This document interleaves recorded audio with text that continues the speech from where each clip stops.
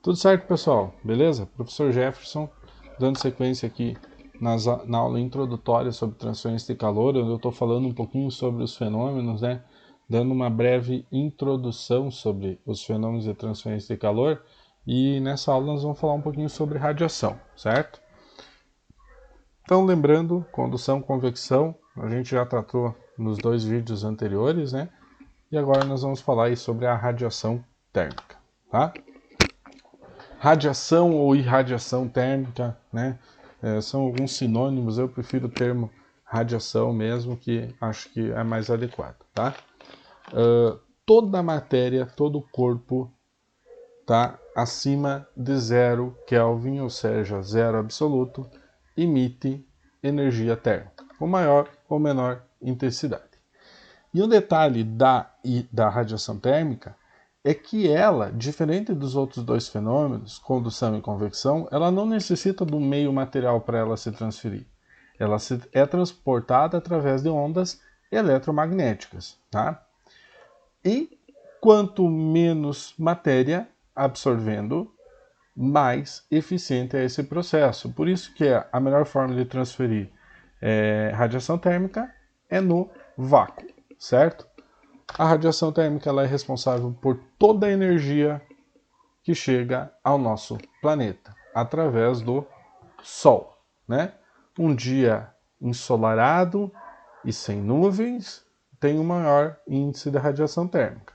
Um dia com nuvens tem um menor índice de radiação térmica, né?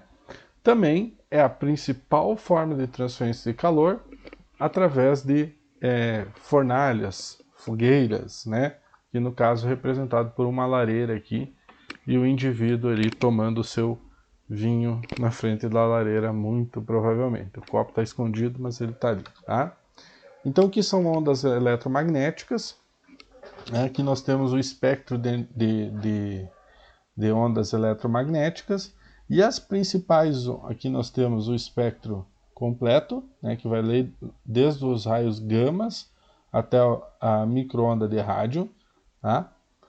E aqui nós temos especificamente, né, a região que engloba a região de radiação térmica. Então ela vai do ultravioleta, né, daqui assim, do ultravioleta, até lá no infravermelho proximal, até lá perto do infravermelho, passando por todas as ondas eletromagnéticas do comprimento visível, né? Então, do azul ao vermelho lá, todas as ondas visíveis, elas são possíveis de absorver energia. Aliás, de transportar energia. Obviamente que o fenômeno de radiação ele vai ser mais importante em temperaturas altas, tá?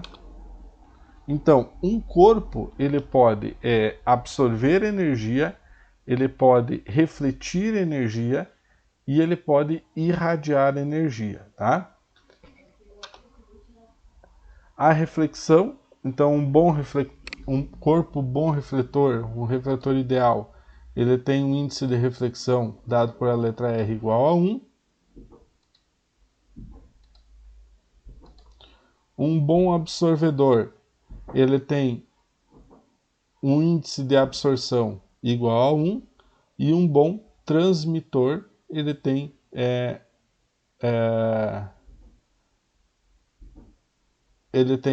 um índice de transmissão aqui diferente de zero, enquanto que um corpo opaco tem um índice de transmissão igual a zero.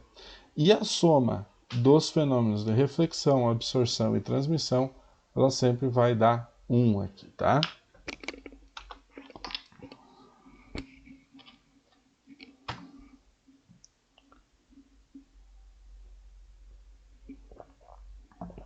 Todo bom absorvedor é um bom emissor de radiação térmica e todo bom refletor é um mau emissor de radiação térmica.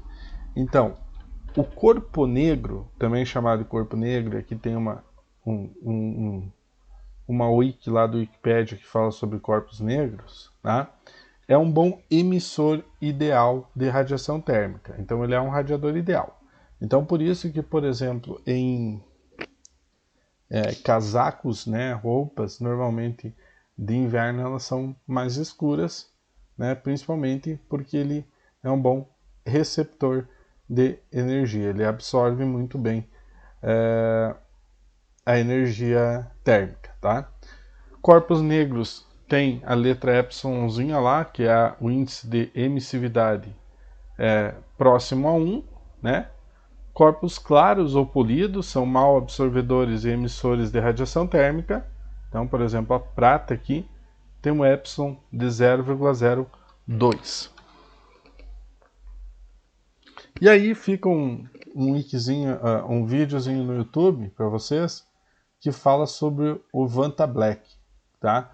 O que é o Vanta Black? O Vanta Black é um material, né, desenvolvido por uma empresa inglesa, tá, se eu não me engano, tá, que é considerado o material mais preto do mundo, tá? Ou seja, é algo mais próximo do ideal em termos de radiação térmica, de absorção e radiação térmica. Para vocês terem uma ideia, o Vanta Black tem índice de emissividade, o Epsilonzinho ali, de 0,999, se eu não me engano, tá? Então, vale a pena dar uma olhadinha nesse vídeo. Eu não vou colocar ele aqui porque ele é um pouquinho longo, mas tá ali no YouTube, tem vários vídeos a respeito, então vale a pena vocês darem uma olhadinha nos conceitos que é falado nesse vídeo, tá? O fluxo de radiação térmica é descrito pela lei de Stefan Boltzmann, tá? Que diz que o poder emissivo de um corpo, tá? Ele é dado, ou seja, o poder emissivo é o fluxo de calor por unidade de área, tá? Ele é dado por uma constante de Stefan Boltzmann, que está aqui o valor dela, 5,7 vezes 10 a menos 8 watts por metro quadrado Kelvin na quarta, que multiplica a temperatura da superfície do corpo elevado na quarta. Isso para corpos ideais, que não existem. Então, para corpos reais, entra ali a constante de emissividade, né? Que é um valor que, como eu falei para vocês, vai de 0 a 1. Quanto mais próximo de 1, mais próximo de um corpo ideal, ou seja, um corpo negro ideal. Tá? Quanto mais próximo a 0, menor a emissividade térmica deste corpo. Quando falamos em transferência de calor entre superfícies, entre uma superfície e uma vizinhança, então nós temos que lembrar que tanto a superfície quanto a vizinhança, elas têm capacidade de emitir radiação térmica, né? Então, nesse caso, né,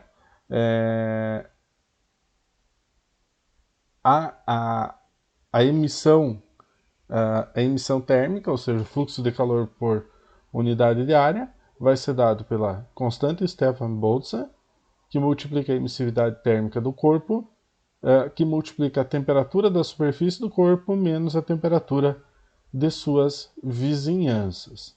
Tá? Então, como visto num gradiente térmico de temperatura.